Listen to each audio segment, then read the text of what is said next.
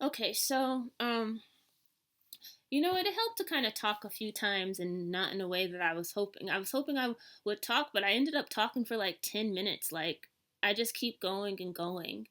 Um and I don't want to do that. So basically, I just got back from dance class and I had a really, really bad class where I just ran out because it was just so embarrassing. And basically, I couldn't get the steps. There was one combination, and the person they came back to teach for a couple of weeks. They have a kind of a style that I'm not like used to yet, also. But it was like attitude, turn. What came after that? And then waltz, waltz, tombe pas de bourrée, I think. I forget. But anyway, we did also an attitude, precipite, attitude, and down, and what do we do? Leg and chasse and double lane duck, right?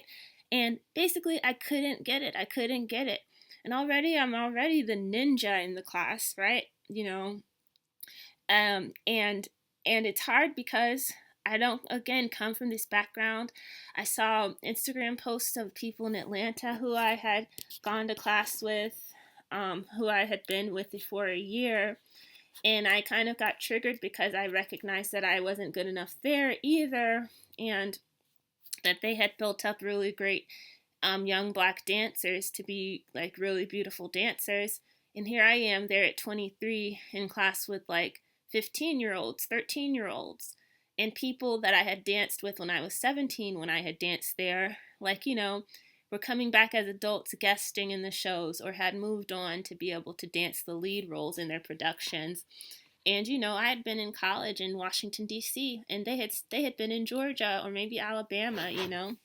And so that was such a painful experience to the point that I just felt like the poor little black girl that they helped. Sometimes maybe gave me clothes and trash bags. Um, that made my mom kind of annoyed. She was like, "Don't take those," but I was like, I mean, if I need them, I need them. If they're being kind, they're being kind.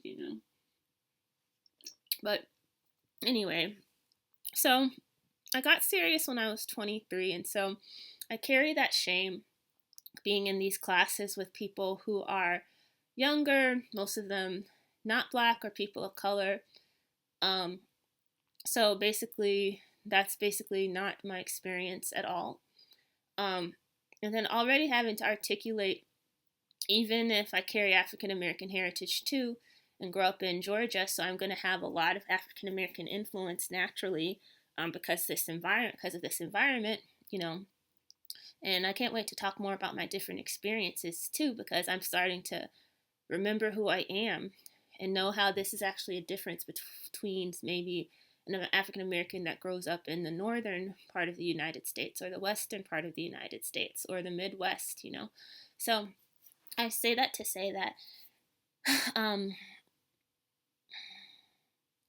articulating this voice, this double voice, has been difficult because I'll have to find dancers that look like me. So I really like Michaela DePrince.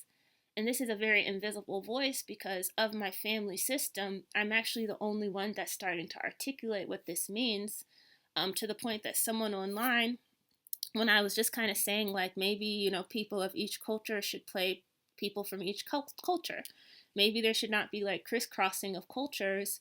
When you have somebody that's a prominent figure in one culture, maybe somebody from that group should play that prominent figure. And I was referencing how, a lot of Nigerians will play African American characters without the historical context. And, vice versa, it happens as well, just not as frequently, not nearly as frequently.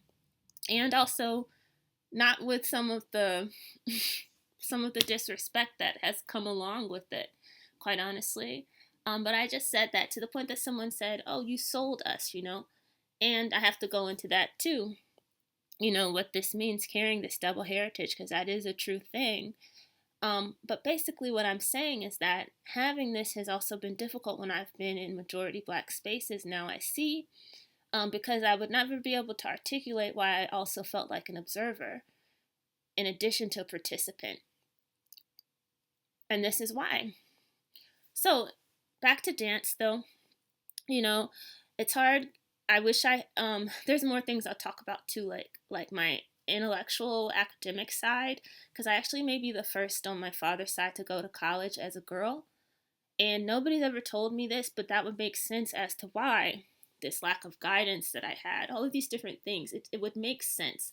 So anyway, I'm still figuring out a lot of things, but basically for dance, since that's kind of the path I kind of had knowledge of at that point, and had kind of like, you know, it sucks. I wish there's like a lot of things, but basically, I went to Ballet first, and that's a studio in Atlanta. Then Atlanta Ballet, tried to dance in New York and get training too. That failed pretty miserably.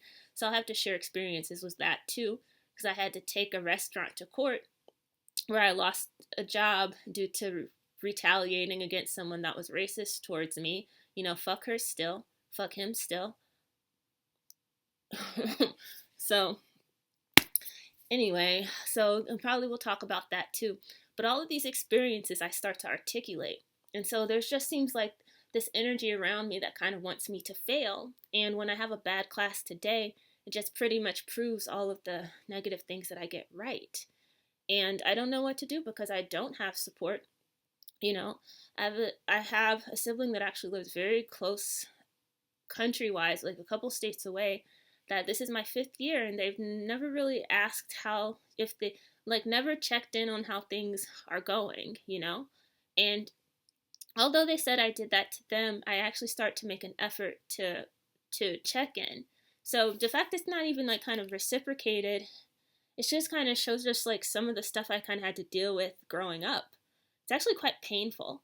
And as I work on healing, actually, I kind of have to extract myself from these types of things because I understand the family system that we have grown up in ends up creating this kind of thing that's not healthy, that hopefully it can be rewired. So I talk to the internet because I have few people to talk to in my real life, but not about things that I really need a human to talk to in my real life. So again, you have to always be careful about what you share online, because unless you've been able to like start to heal from things and whatnot, you don't always know what you're opening yourself up to. And if you're strong enough, then you can kind of understand that you can kind of, battle anything that comes your way because of the strength. And I am developing enough strength to know that that is where I'm standing. But so yeah. So you know what? I actually don't have like this crazy story as to my story actually, but I just went to a lot of different companies, got a lot of different training, to the point like and auditioned for different things. Like I don't have much experience still partnering, and I'm actually in my late 30s now, where I got into this company actually when I was 35, and you can imagine how much pushback I would have gotten. It's just that I look younger than I am, I've been told, which is a blessing, right? Because I'll get a second chance from my traumatic beginning to kind of do things. But it's still hard when, I haven't had that seriousness at a young age to be able to feel like I can truly be competitive in a space such as this, or truly not be seen as like the tragic older person that's dancing with us too. And I think that's what I feel like I am sometimes. And I think that's what I feel like I have been in any space, whether that's like a space like this, which is a majority white space, or a black space, And so I haven't really fit anywhere, if I'm going to be honest. And if I'm also going to be honest, I'm kind of like an outlier in the sense of the fact that, why would this one ever have a chance? She's not good enough anyway, and this is just kind of what I've been told or experiences I've had. And I don't know if I want to dedicate a video entirely to all of the pushback I've gotten. Oh, you're older. Why don't you just like, get married and get a job and all this stuff, or date somebody? And like, I'm healing, I don't have time. I don't have time for time when I have to really get my life where I would like it to be and heal. Why boys and men scare me. And I've made a mistake with this gender as well. But I'm just saying, on the whole, you know, you terrify me. You terrify me. I'm sorry. I don't know what else to say, And then until I can find my voice in the context of these experiences, hell no, I won't go. I'm not. I have to talk about what my experiences has been in the context of a patriarchal structure that wants me to die, bitch, die. And also what my experience has been understanding that boys and men are also victims within this patriarchal structure. This is what it means to be a girl or a woman, that you have this panoramic view of the truth. There isn't something in your way that keeps you from being able to see what is possible, the possible harm that can exist for anybody. And I think because that's what disadvantage permits. It gives you this sixth sense to be able to see others as well. Personally speaking, I can't, but anyway, I say that to say that it's hard being in this company because, I coming from a background that I've made so many mistakes in Georgia. Like, I think of all the time of the girl I ended friendship with on Facebook Messenger, who thinks I'm the worst bitch in the world still today. But I was hurting so badly and only beginning to articulate something deeper and bigger,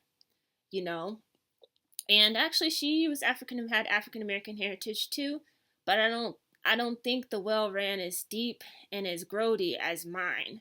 The stuff I'm finding out, it's not for TV, It's not for TV. It's not for the internet.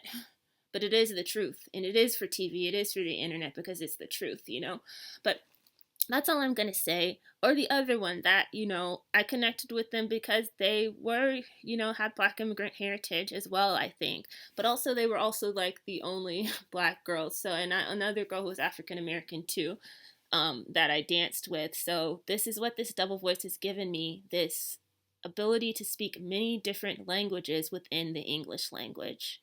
Okay? And that's, on top of a love for language. So it's a very layered experience as well. But anyway, dance class is very hard for that reason. And so I kind of want to keep going and I want to stay positive. But days like this, it's very hard to because I just can't help but feel like I just am the one that is just so tragic and the nigga that dances with everybody that they just allow to be there because, oh, you can drink from our water fountain too. Oh, it's you're allowed to be here, but somebody brought you here because of diversity, and seeing the Black people that I've admired who have been seeing the African American dancers primarily, but thank goodness Michaela DePrince exists, and rest in peace. She's another person to maybe talk about. But there's also there's a school in Nigeria ballet dancers too. And also, I'm also exploring the side of learning about traditional Igbo dance or African dances as well. So I'm just exploring my whole self, but I really, really like ballet and got into this ballet company. But basically, I'm just saying, it's very difficult. And yeah, I don't know. I didn't do a great job of telling my story, but that's all I want to say.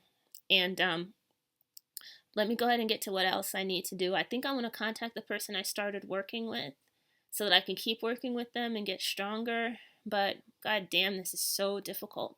It's so difficult to the point that I don't even know why I make this video because I know I'd be the butt of the joke, The butt of the joke or, I don't know what else. But let me go. And may this find the right people, the right person. And let me go ahead and just divide this into two and post one part maybe now and another part later. All right, have a nice day. Have a nice and productive day. All right, bye.